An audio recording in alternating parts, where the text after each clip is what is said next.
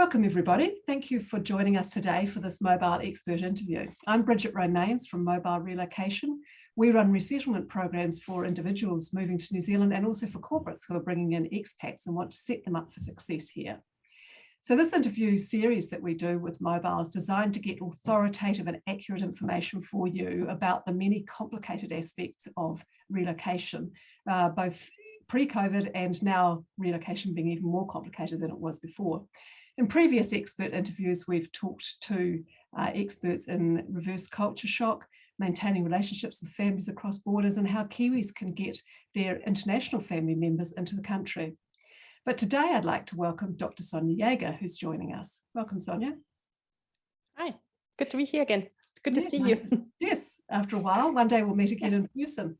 And it's really opportune that we have Sonia with us this week, and in fact was planned, not just opportune, because we have Mental Health Awareness Week in New Zealand starting on the 27th of September. And in fact, Sonia was in New Zealand 2 years ago in 2019 running workshops for Mental Health Awareness Week for expats in particular. And based on the success of those, I wanted to get Sonia back, even though she can't be with us in real life, at least virtually. Firstly, a bit of background on Sonia. She's a German-French psychologist and psychotherapist and a global nomad. Sonia works exclusively with the Globally Mobile, providing online counselling for them. She's also the founder of the Location Independent Therapist community. She has her own podcast and she runs workshops and educational seminars on expat mental health. So she's the perfect person for us to gain knowledge from for all the expats and internationals who are currently living in New Zealand. So Sonia, I'd like to just kick off with a fairly broad question. How are you seeing the 18-month-long pandemic impacting on expats and their mental health? And how does that differ from what's happening with the general population? Well, first of all, when you were just saying that, I was like, are we still in the 18 months mark, or are we closer to the 2-year mark now? Oh. I think we need to adjust to the talking about 2 years. I think the first expats I heard about or talked to who were affected in China in November. So that's pretty much almost 2 years. But anyways, definitely been a really interesting experience in terms of how much variety there is in how people are affected. And I think expats are affected in a much more different ways than people who obviously live in one place and have all of their family in the same place and are all affected in the same way than their family members and friends. And that can still be really difficult to manage, but obviously the expat aspect and international life aspect adds another layer to it. Mm-hmm. I have seen who had to move back home, who had to repatriate unexpectedly, and obviously that was a huge decision-making process and then experience, because repatriation is never easy, but doing it during a pandemic, and especially if it's a forced repatriation that you maybe hadn't planned, that can be really, really difficult to handle for many people. A little bit easier for those who might have repatriated to places like New Zealand at first, because they were actually coming back to a place that was open and nicer than probably where they just came from. But then, yeah, I think there was a lot of different, adjusting at first and trying to figure this out, but then getting used to this. And I find it really interesting now, almost 2 years in, how different the reactions are. I think they were we were all in the same boat at first, but I think it has changed quite a bit over time. And I think that's something that we see here, especially in New Zealand and Australia, where people are starting to be a bit jealous of those parts of the world who are opening up again. And I'm like, yes, but you were open for a really long time inside your country. You couldn't travel, but you were open within the country. So very, very different experiences, but a lot of mental health impact from COVID itself, from those who've actually had COVID. There's a lot of mental health follow-up issues with that, with long COVID, from those who witnessed someone being sick, from those who lost someone, obviously, but also just the whole being stuck at home. Children, I know children who haven't really been to school in 2 years. That obviously affects their development, their social skills, their education in many, many ways. Yeah, and I'm thinking particularly of New Zealand expats in New Zealand, in the sense that they're experiencing through COVID here, but they're also experiencing it through the experiences of their families in other places. And some have had tragic situations where they've had relatives die of COVID in their home country, whereas that's just not happening to people in New Zealand. So their experience and I guess their mental health could be affected quite significantly and differently by that compared to a local New Zealander. And grieving at a distance is always difficult, but it used to be that at least you probably felt like you had the option of going home anytime when you needed it, or at least you were able to attend a funeral, or you were able to say goodbye. And that's been taken from a lot of people, especially from expats. And I guess also it's difficult perhaps to express that when you're in New Zealand and your colleagues haven't gone through that experience. It's unique. Well, I know myself I spent the first year of the pandemic in Europe, going through different types of lockdowns and restrictions. And then I came to Australia about 6 months ago. And when I arrived here, I felt like I had time traveled back to 2019. That's how I described it. That felt like the best way of explaining what was going on.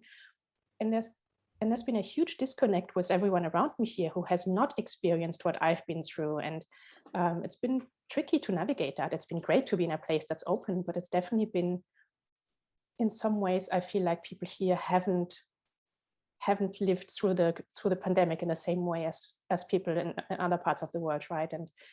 And actually living through the pandemic when you're affected by it on a day-to-day level leads you to quite a few new experiences, and you have to adapt and you have to learn new things, like this constant risk navigation, the constant decision of, will I go out, will I not go out, will I meet this person, will I not meet this person, will I follow this rule or not follow this rule, because does it make sense or does it not make sense, and how do I handle all of that? And I think that has changed a lot of people, and I see that people who haven't lived through that have a hard time really understanding it in some ways, but at the same time they've lived through something else that might have been traumatic as well, just in a very, very different place, in different surroundings. And when you talk about that, I think a lot of the expats in New Zealand have family in places where the experience has been much tougher of COVID, and it may be difficult for those expats to really understand the reactions and the reality of their own family members.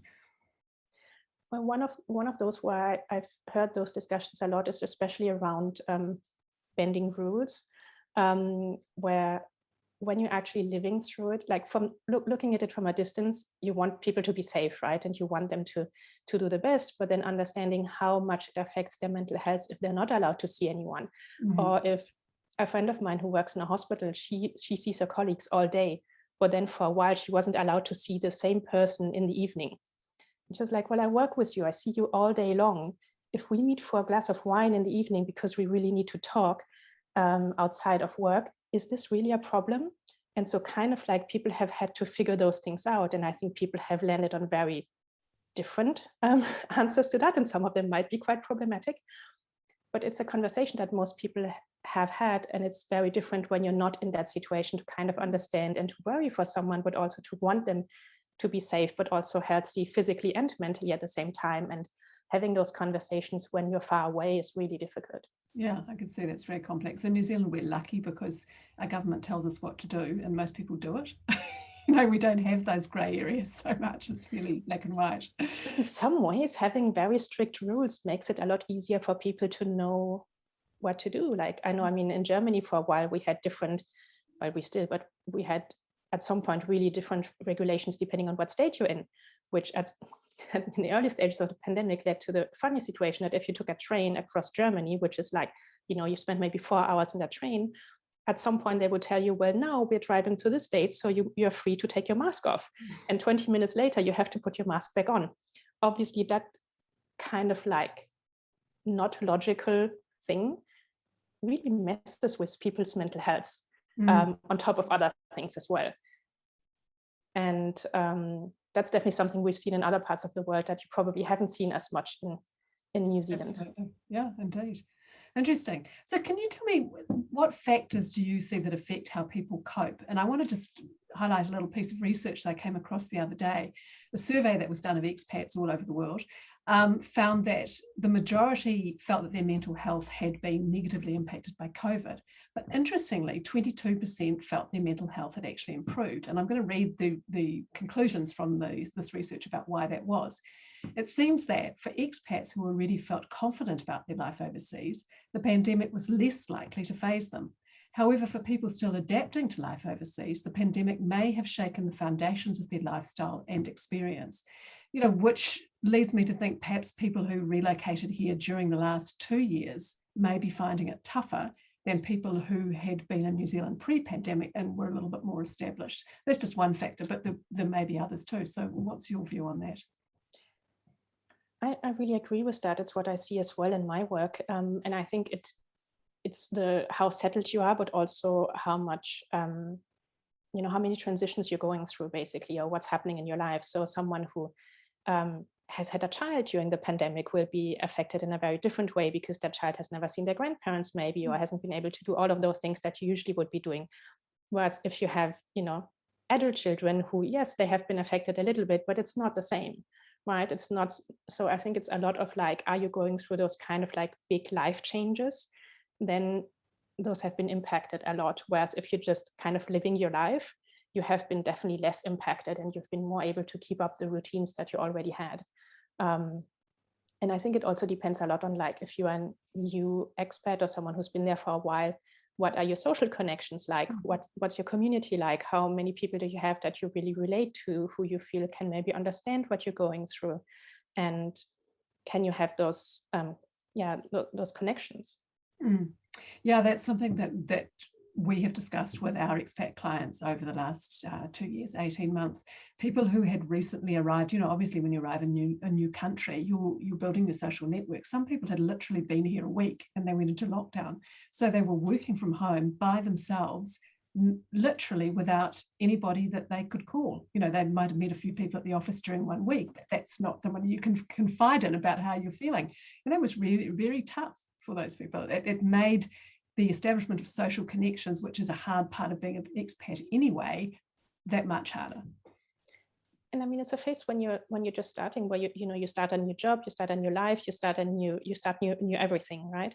And most expats are really used to that and are quite good at it, and they're quite confident to make that happen. But then there's a lockdown, and that interrupts everything you know how to do and everything you're used to doing, and you suddenly have to adapt in a very different way. And I do think that's something that expats overall are often better at than other people, because they've just been through more of those life changes.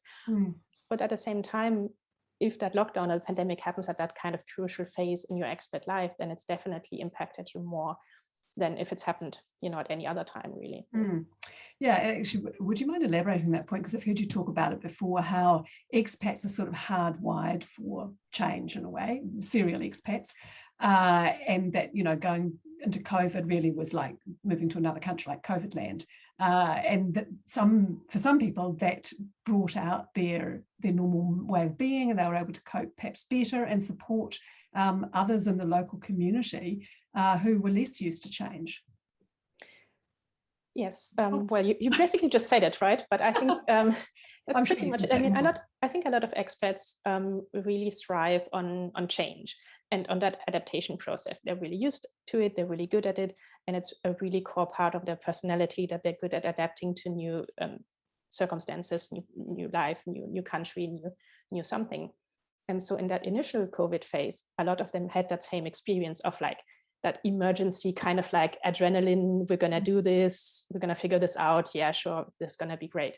But that was really the beginning of the pandemic. I think a lot of expats have struggled a lot the longer it went on, especially with the closed borders and being separated from family and friends. And in that way, it has impacted them a lot more than those who weren't expats, who maybe had a harder time at first adapting to it, but then kind of fell into that new normal, new routine in a maybe more settled, easier way. And those people actually now have a harder time getting out of the pandemic, at least in the parts of the world that are doing that right now. And those who were quite good at adapting to being in lockdown for a year or two, or being quite, remote and disconnected in some ways, having a hard time now going out and seeing people again. Yeah, challenges at both sides, both ends of the spectrum, aren't there? So, Sonia, just moving into what people can do, what strategies do you see amongst your clients, or even advise your clients to follow, to successfully get through living through a pandemic as an expat, far from home, far from family, sometimes in a place that you're not super familiar with? Well, I think the main one we've already kind of talked about a bit is connection, right, in community, and finding people who understand what you're going through, especially if you're an expat who's been somewhere like in New Zealand for a really long time and is more connected to the local community, who maybe isn't suffering in the same way that you are. It can be really difficult because no one really understands what you're going through, but then your family who's far away might also not really understand how different it is for you, or how difficult it is to handle it from a distance.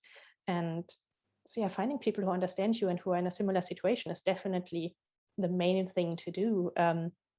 Caring for your physical and mental health in general, like, covering those basics like sleep, eat, exercise, do the healthy stuff like a bit less Netflix, a bit less alcohol, and maybe a bit more fresh air and, phone calls with good friends. Those are definitely some really good starting points for most people, I would say. And are you finding that the expat clients you deal with, what sort of tools are they using to establish those connections, online communities, or, when you're locked away at home, it can be difficult to find people who are like you, in terms of other expats who are going through the same thing? True, and maybe not true in some ways. I feel like expats are really well at being connected, because they are in all of the Facebook groups. They have all of those communities already because they maybe joined the expat in Auckland, whatever. I don't know if that group exists, but probably something like that exists. They probably already joined that before moving there. They've been in there for a while. So actually just looking at the resources you already have and reactivating those. And if you aren't in those groups yet, then definitely join them and see what other groups you can join. I feel like a lot of those things happen actually in Facebook groups for most people, but also just reconnecting to people you already know. Like, a lot of us have friends and people from other times in our lives that might be a great person to talk to again right now. Actually, that brings me to another point I wanted to mention too. Mental Health Awareness Week in New Zealand is coming up the 27th of September, and the theme this year I think is really appropriate even to what we're doing today, which is kōrero, which is talking, having conversations with people. Can you explain how and why? You've covered this a little bit, but maybe you could elaborate why it helps for expats to kōrero with others about what they're going through, whether that's other expats or New Zealand friends or even their own family and friends back home. And do you have any advice on the best way to do this? Well, I think part of the issue is that as great as expats are at the adapting to something new, part of their personality is also the I don't really need help, I can do this alone. And this is also something that's very true for New Zealanders. So that mentality of like, I'm strong, I don't need help, I can figure this out. That's actually something that becomes a problem when you're starting to have mental health issues, because that's when you actually need to open up and look at your feelings and your thoughts first, and then talk to someone about them, whether that's a friend or a therapist or another expat or someone in your local community. And that is something that most expats aren't that great at. They're really good at talking about logistics and having a good time, I think. So understanding that is a key part of caring for your mental health is to actually face your feelings and face your thoughts and stop just distracting yourself and keeping yourself busy, but actually looking at the things that are going on and then opening up and talking about them. Wow, that's an excellent piece of advice. Thank you. And totally in line with the priority for Mental Health Awareness Week. So we're going to be running a series of expat leaders seminars in a number of our clients' organisations so that leaders can have a chance to talk about what their experience of being an expat is. And hopefully that will incite conversations within those organisations too. So we'll let you know how we get on with that. I just wanted to finish off by noting for people, and often I've worked with Sonia quite a lot, and we always make a point at the end of our conversations and our workshops, letting people know that if they do want to talk to a professional, that is something they should try to access through their employer. Most employers have employee assistance programs. And also, if you want to talk, there is an incredible value I've learned from Sonia in having counselling. We're having conversations with professionals who have the same linguistic background as you. It just takes a lot of the load off. So Sonia's community of location independent therapists is a good place to look for those people. All of the members of that are around the world of various nationalities, and they do all their work online. And if anybody wants to speak further with Sonia, can you just tell us how people can get in touch with you? Sure, but just a very quick word of advice. Definitely go through your EAP or whatever your business, your company offers, but ask them how familiar they are with expat life and with cross-cultural experiences, because that is definitely an issue with a lot of people therapists as well, who haven't traveled, who haven't had that part of their life, who don't have that global mobility aspect to their lives.